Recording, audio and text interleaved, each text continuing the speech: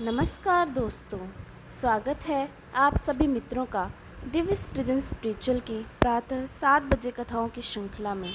दोस्तों, आज की कथा का शीर्षक है राजा परीक्षित को श्रृंगी ऋषि का शाप। सूत जी कहते हैं, अद्भुत कर्मा भगवान श्री कृष्ण की कृपा से राजा परीक्षित अपनी माता की कोख में अश्वत्थामा के ब्रह्मास्त्र से जल जाने पर भी मरे नहीं। जिस समय ब्राह्मण के शाप से उन्हें डसने के लिए तक्षक आया, उस समय वे प्राण नाश के महान भय से भी भयभीत नहीं हुए, क्योंकि उन्होंने अपना चित्त भगवान श्री कृष्ण के चरणों में समर्पित कर रखा था। उन्होंने सबकी आसक्ति छोड़ दी, गंगा तट पर जाकर सुखदेव जी से उपदेश ग्रहण किया और इस प्रकार भगवान के स्वरूप को जानकर अपने शरीर को त्याग दिया। जो लोग भगवान श्री कृष्ण की लीला कथा कहते रहते हैं, उस कथामृत का पान करते रहते हैं और इन दोनों ही साधनों के द्वारा उनके चरण कमलों का स्मरण करते रहते हैं, उन्हें अंतकाल में भी मोह नहीं होता। जब तक पृथ्वी पर अभिमन्यु नंदन महाराज परीक्षित सम्राट रहे, तब तक चारों ओर व्याप्त हो जाने पर भी कलयुग का कुछ भी प्रभाव नहीं था। वैसे तो जिस दिन जिस क्षण श्री कृष्ण ने पृथ्वी का परित्याग किया, उसी समय पृथ्वी में अधर्म का मूल कारण कलयुग आ गया था। भ्रमर के समान सारग्राही सम्राट परीक्षित कलयुग से कोई द्वेष नहीं रखते थे, क्योंकि इसमें यह एक बहुत बड़ा गुण है कि पुण्य कर्म तो संकल्प मात्र से ही फलीभूत हो जाते हैं, परंतु पाप कर्म का फल शरीर से करने पर ही मिलता है, संकल्प मात्र से नहीं। यह भेड़िए के समान बालकों के प्रति शूरवीर और धीरवीर पुरुषों को बड़ा ही भीरू है। यह प्रमादी मनुष्यों को अपने वश में करने के लिए ही सदा सावधान रहता है। शौनक आदि ऋषियों, आप लोगों को मैंने भगवान की कथा से युक्त राजा परीक्षित का पवित्र चरित्र सुनाया। आप लोगों ने यही पूछा था, भगवान श्री कृष्ण कीर्तन करने योग्य बहुत सी लीलाएं करते हैं, इसलिए उनके गुण और लीलाओं से संबंध रखने वाली जितनी भी कथाएं हैं, कल्याणकामी पुरुषों को उन सब का सेवन करना चाहिए। ऋषियों ने कहा, सौम्य स्वभाव सूत जी, आप युग युग जियो, क्योंकि मृत्यु के प्रवाह में पड़े हुए हम लोगों को आप भगवान श्री कृष्ण की अमृतमयी उज्ज्वल कीर्ति का श्रवण कराते हैं। यज्ञ करते करते उसके धुएं से हम लोगों का शरीर धूमिल हो गया है, फिर भी इस कर्म का कोई विश्वास नहीं है। इधर आप तो वर्तमान में ही भगवान श्री कृष्णचंद्र के चरण कमलों का मादक और मधुर मधु पिलाकर हमें तृप्त कर रहे हैं। भगवत प्रेमी भक्तों के लव मात्र के सत्संग से स्वर्ग और मोक्ष की भी तुलना नहीं की जा सकती, फिर मनुष्यों के तुच्छ भोगों को की तो बात ही क्या है। ऐसा कौन रस मर्मज्ञ होगा जो महापुरुषों के एकमात्र जीवन सर्वस्व श्री कृष्ण की लीला कथाओं से तृप्त हो जाए। समस्त प्राकृत गुणों से अतीत भगवान के अचिंत्य अनंत कल्याणमय गुणगानों का पार तो ब्रह्मा शंकर आदि बड़े बड़े योगेश्वर भी नहीं कर पा सके। विद्वन, आप भगवान को ही अपने जीवन का ध्रुव तारा मानते हैं, इसलिए आप सत्पुरुषों के एकमात्र आश्रय भगवान के उदार और विशुद्ध चरित्रों का हम श्रद्धालु श्रोताओं के लिए विस्तार से वर्णन कीजिए।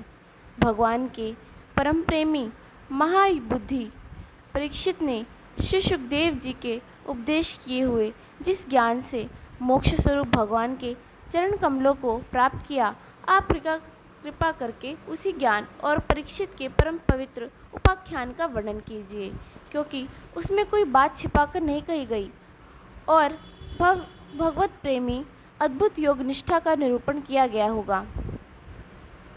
उसमें पद पद पर भगवान श्री कृष्ण की लीलाओं का वर्णन हुआ होगा। भगवान के प्यारे भक्तों को वैसा प्रसंग सुनने में बड़ा रस मिलता है। सूत जी कहते हैं, अहो, विलोम जाति में उत्पन्न होने पर भी महात्माओं की सेवा करने के कारण आज हमारा जन्म सफल हो गया, क्योंकि महापुरुषों के साथ बातचीत करने मात्र से ही नीच कुल में उत्पन्न होने की मनोव्यथा शीघ्र ही मिट जाती है। फिर उन लोगों की तो बात ही क्या जो सत्पुरुषों के एकमात्र आश्रय भगवान का नाम लेते हैं। भगवान की शक्ति अनंत है, वे स्वयं अनंत हैं। वास्तव में उनके गुणों की अनंतता के कारण ही उन्हें अनंत कहा गया है। भगवान के गुणों की समता भी जब कोई नहीं कर सकता, तब उनसे बढ़कर तो कोई हो ही कैसे सकता है। उनके गुणों की यह विशेषता समझाने के लिए ही इतना कह देना ही पर्याप्त है कि लक्ष्मी जी अपने को प्राप्त करने की इच्छा से प्रार्थना करने वाले ब्रह्मादि देवताओं को छोड़कर भगवान के न चाहने पर भी उनके चरण कमलों की रज का ही सेवन करती हैं। ब्रह्मा जी ने भगवान के चरणों का प्रक्षालन करने के लिए जो जल समर्पित किया था, वही उनके चरणों से यानी चरण के नाखूनों से निकलकर गंगा जी के रूप में प्रवाहित हुआ। यह जल महादेव जी सहित सारे जगत को पवित्र करता है। ऐसी अवस्था में त्रिभुवन में श्री कृष्ण के अतिरिक्त भगवान शब्द का दूसरा और क्या अर्थ हो सकता है। जिनके प्रेम को प्राप्त करके धीर पुरुष बिना किसी हिचकिच के देह के आदि की दृढ़ आसक्ति को छोड़ देते हैं और उस अंतिम परमहंस आश्रम को स्वीकार करते हैं जिसमें किसी को कष्ट ना पहुंचाना हो, सब ओर से उपशांत हो जाना ही सर्वधर्म होता है। सूर्य के समान प्रकाशमान महात्माओं, आप लोगों ने मुझसे जो कुछ पूछा है वह मैं अपनी समझ के अनुसार सुनाता हूँ।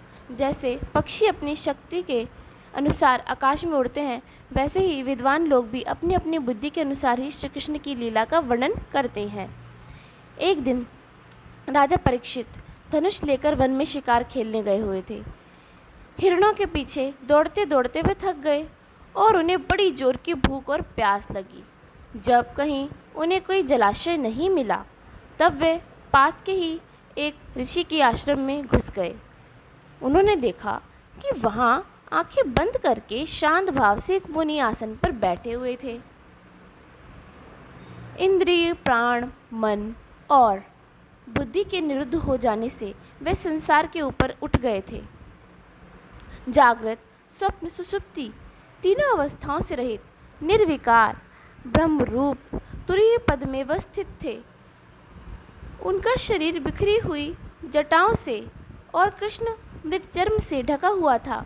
राजा परीक्षित ने ऐसी ही अवस्था में उनसे जल मांगा, क्योंकि प्यास से उनका गला सूखा जा रहा था। जब राजा को वहाँ बैठने के लिए तिनके का आसन भी न मिला, किसी ने उन्हें भूमि पर बैठने को भी न कहा। अर्घ्य और आदर भरी मीठी बातों तो कहाँ से मिलती। तब अपने को अपमानित सा मानकर वे क्रोध के वश में हो गए। शौनक जी वे भूख प्यास से छटपटा रहे थे, इसलिए एकाएक उन्हें ब्राह्मण के प्रति ईर्ष्या और क्रोध आ गया। उनके जीवन में इस प्रकार का यह पहला ही अवसर था। वहाँ से लौटते समय उन्होंने क्रोधवश धनुष की नोक से एक मरा सांप उठाकर ऋषि के गले में डाल दिया और अपनी राजधानी में चले आए। उनके मन में ये बात आई कि इन्होंने जो अपने नेत्र बंद कर रखे हैं, तो क्या वास्तव में इन्होंने अपनी सारी इंद्र वृत्तियों का निरोध कर रखा है, अथवा इन राजाओं से हमारा क्या प्रयोजन है। यह सोचकर इन्होंने झूठ मूठ समाधि ढोंग रचा रखा है। उन शमिक मुनि का पुत्र बड़ा तेजस्वी था। वह दूसरे ऋषि कुमारों के साथ पास ही खेल रहा था। जब उस बालक ने सुना कि राजा ने मेरे पिता के साथ दुर्व्यवहार किया है, तब वह इस प्रकार कहने लगा, ये नरपति कहलाने वाले लोग उच्छिष्ट भोजी कौओं के समान संड मुंड संड होकर कितना अन्याय करने लगे हैं। ब्राह्मणों के दास होकर भी यह दरवाजे पर पहरा देने वाले कुत्ते के समान अपने स्वामी का ही तिरस्कार करते हैं। ब्राह्मणों ने क्षत्रियों को अपना द्वारपाल बनाया है। उन्हें द्वार पर रहकर रक्षा करनी चाहिए। घर में घुसकर स्वामी के बर्तनों में खाने का उसे अधिकार नहीं है।